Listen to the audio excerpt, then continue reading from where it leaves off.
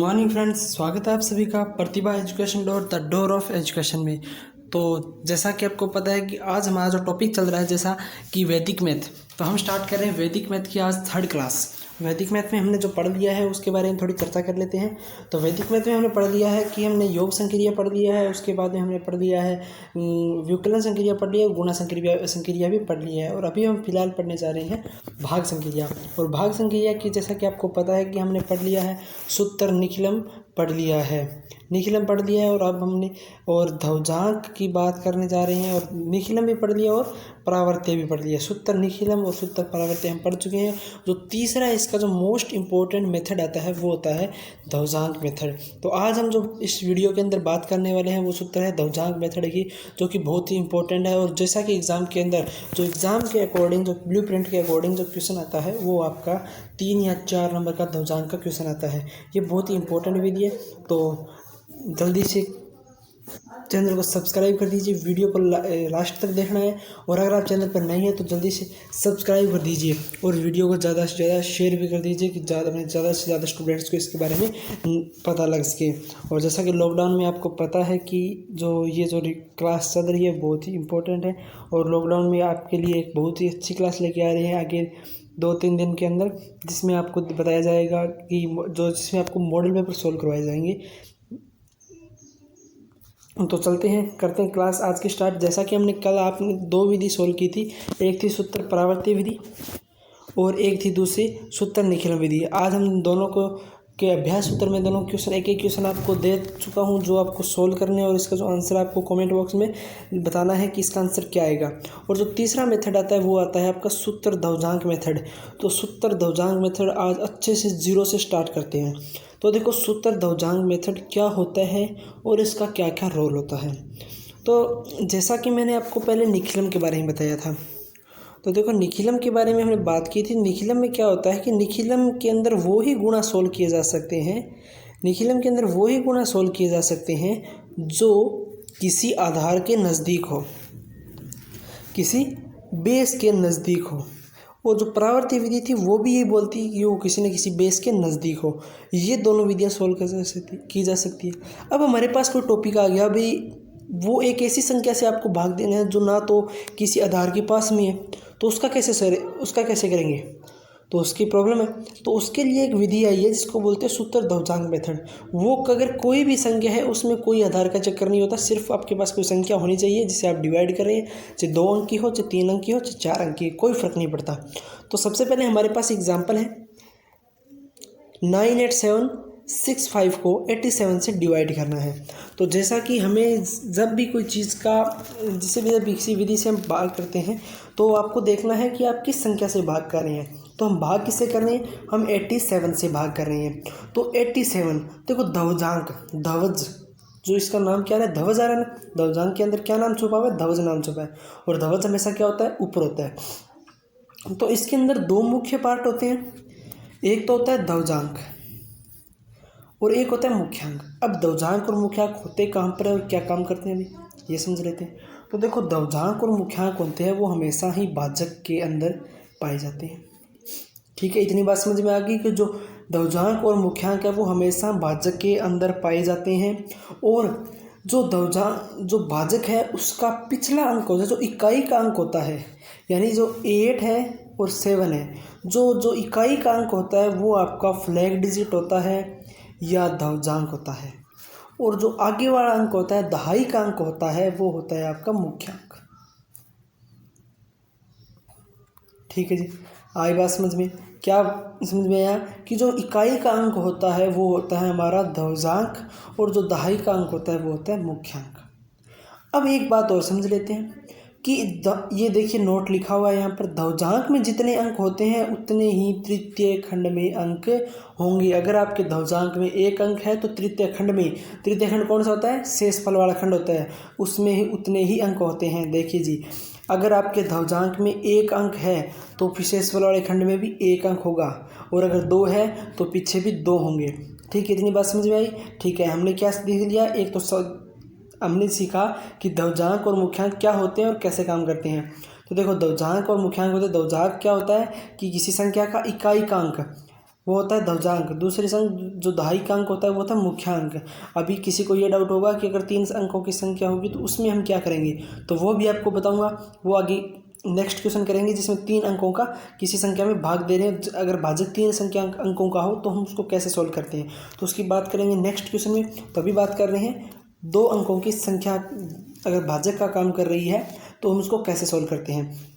तो ठीक है, तो ये देखिए हमारा जो ध्वजांक है तो हम इसको किस प्रकार लिखेंगे, ये सारा जो प्रोसीजर आपको यहाँ पर लिखा हुआ है कि इसको हम कैसे लिखते हैं। देखिए जी, जो ध्वजांक होता है, ध्वजांक कितना था हमारा, ध्वजांक था 7, तो हम 7 को ऊपर लिखेंगे और मुख्यांक है वो नीचे लिखेंगे, क्योंकि ध्वज तो ऊपर होता है तो यानी 7 ऊपर रहेगा, मुख्यांक नीचे है, मुख्यांक नीचे रहेगा 8।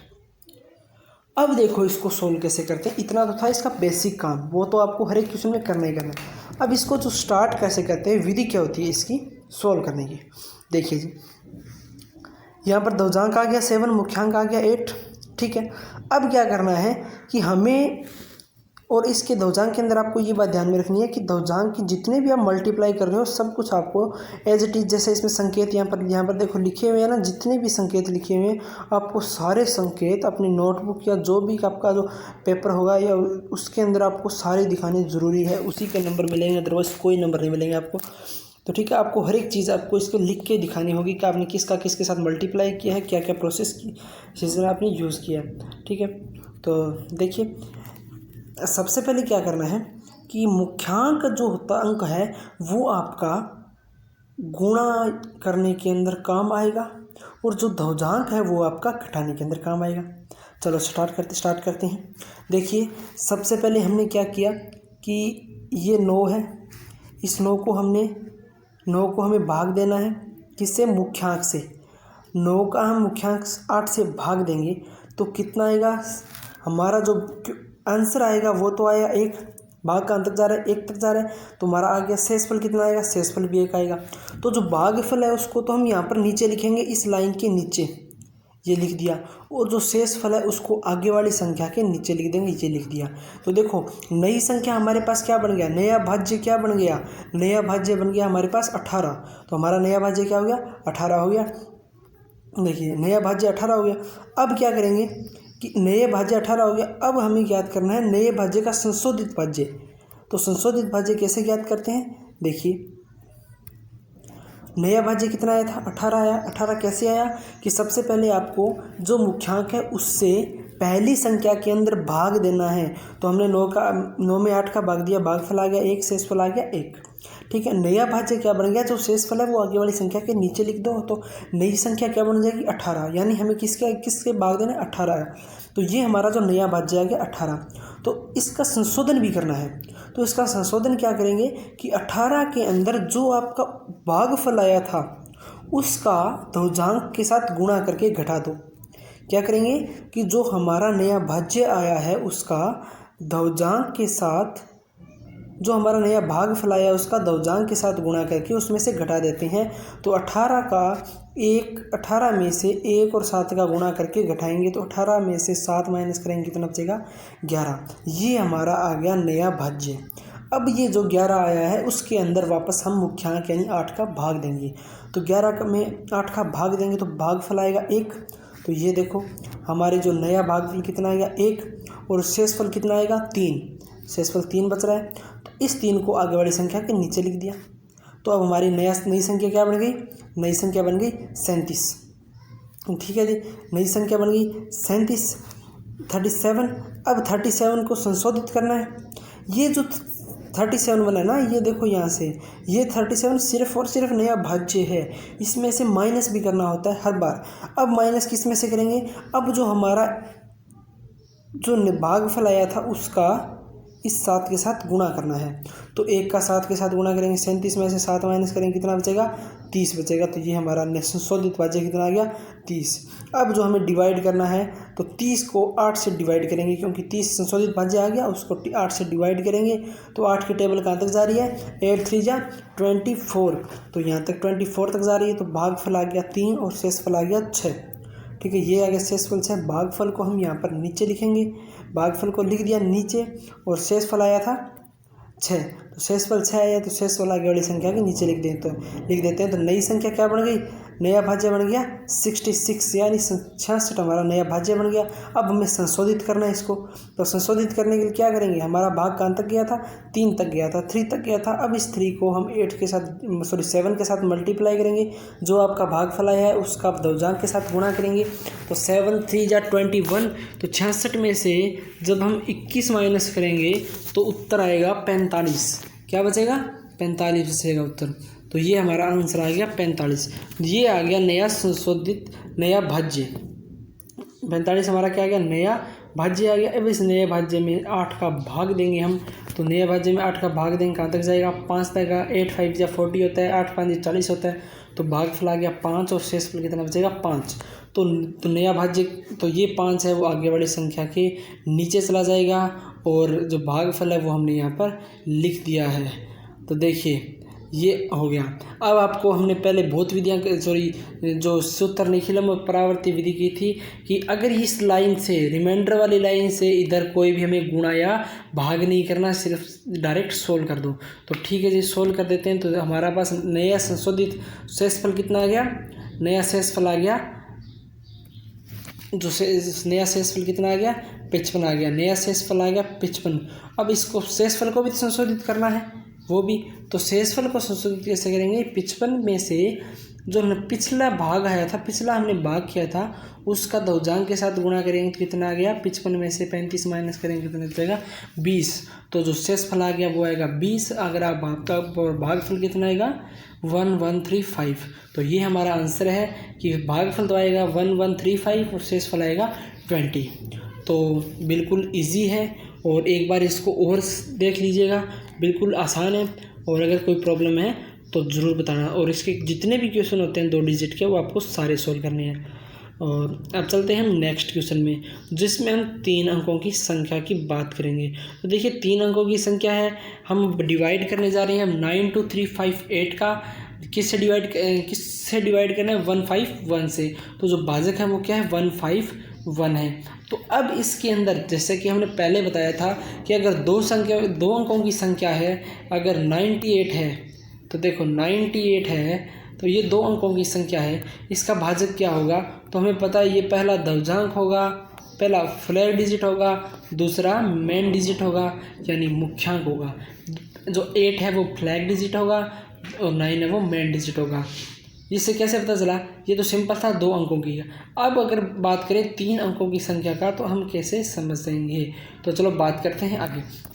तो सबसे पहले हम ये क्वेश्चन पे डिपेंड करता है कि हम किन 2 अंकों का मुख्यांक मानेंगे, किन 2 अंकों को दशमलव मानेंगे। तो देखिए सबसे पहले हमारे पास जो संख्या है वो ये है कि 151। अगर मैं इसको मुख्यांक मानता हूँ, इसको दशमलव मानता हूँ और इसको मैं मानता हूँ मुख्यांक, मान सकते हैं। अगर किसी स्टूडेंट्स के पास में आ गया कि सर आप ऐसा क्यों नहीं कर सकते कि 151 इन पीछे वाले दोनों को दशमलव मान लूँ और इस पीछे आगे वाले को एक मेन डिजिट मान लो और इसको फ्लैग डिजिट मान लूँ, तो क्या फ़र्क पड़ेगा। तो देखो जी फ़र्क सारा पड़ेगा, क्योंकि 1 की जो टेबल नहीं होती, 1 की कोई टेबल नहीं होती है। अगर हम 1 की हम टेबल पढ़ेंगे तो सेम का सेम आंसर आएगा, तो इससे क्वेश्चन राइट नहीं होगा, इससे कोई भी हमारा आंसर नहीं आएगा। तो इसलिए हम इसको एक जो 1 है इसको हम मेन डिजिट नहीं मान सकते। हाँ अगर यहाँ पर 1 की जगह कुछ और होता है, यानी 8 9 7 कुछ भी होता, तो हाँ हम इसको ये सोच सकते थे कि क्या पता इसकी जगह ये लग जाए, पर 1 है तो इसलिए इसका हम यूज़ 1 नहीं करेंगे।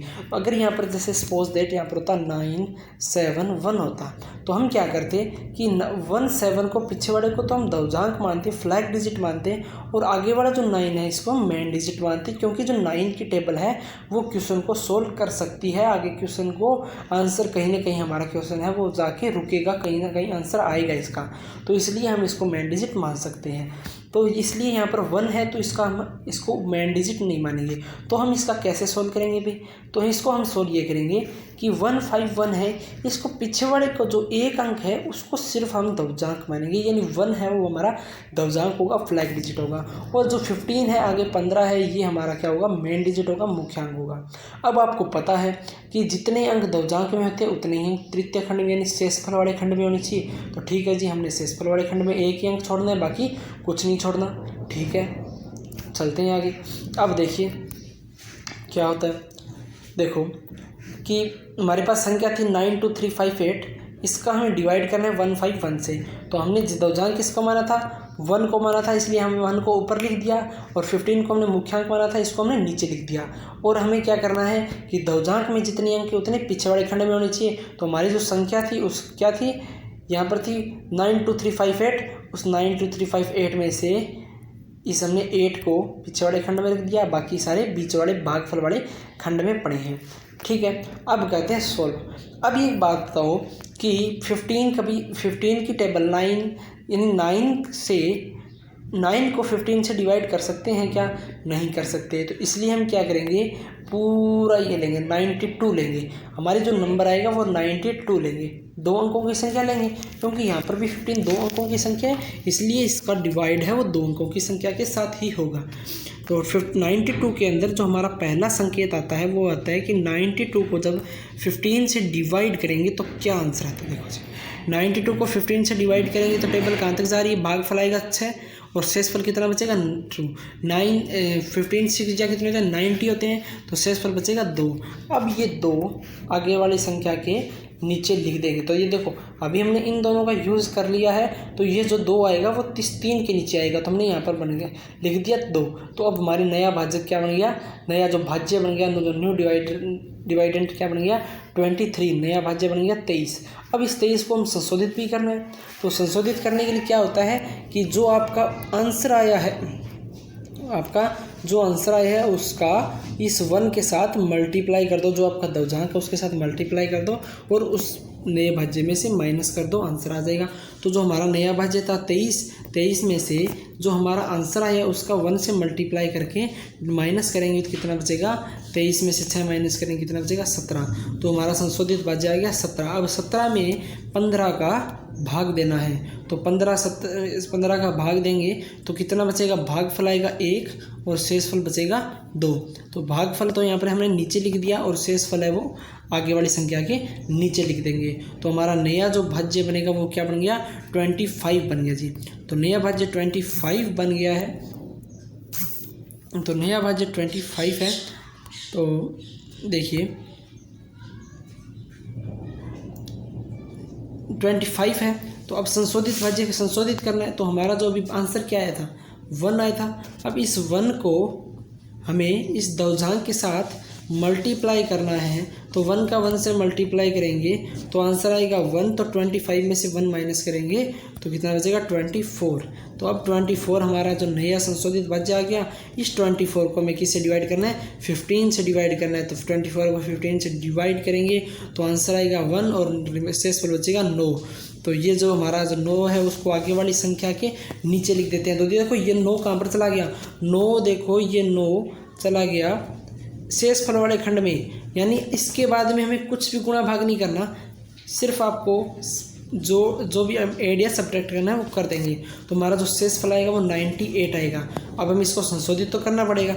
तो जो हमारा उत्तर आया था 1, इसको 1 का 1 से मल्टीप्लाई करेंगे, आंसर आएगा 1। 98 में से 1 माइनस करेंगे, आंसर बचेगा 97। तो देखिए आंसर क्या आ गया? हमारा जो भागफल है वो आएगा 611 और जो शेषफल है वो बचेगा 97। ये हमारा आंसर है। तो ये भी बिल्कुल इजी है, आपको सिर्फ समझना है कि आपको दवजांक किसको मानना है और मुख्यांक किसको मानना है। तो बिल्कुल ही आसान है, बिल्कुल ही ईजी है। तो इसकी प्रैक्टिस कीजिए और दवजांक के जितने भी क्वेश्चन आपको सोल्व कीजिए।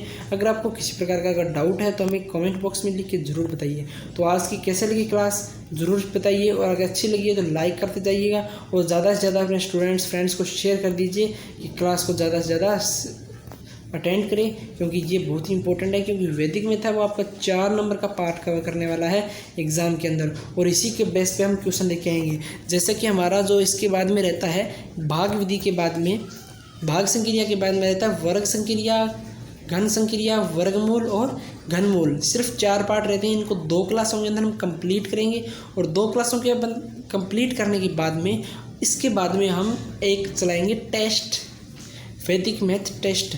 तो उसको आप अटेंड करना नहीं भूलें क्योंकि ये बहुत ही इंपॉर्टेंट है। तो हम जल्दी लेके आएंगे आपके लिए वैदिक मैथ टेस्ट और तब तक आप वीडियो को डेली अटेंड कीजिए क्लास को और ज़्यादा से ज़्यादा इसके बारे में शेयर कीजिए। तो ओके फ्रेंड्स, जय हिंद, जय भारत।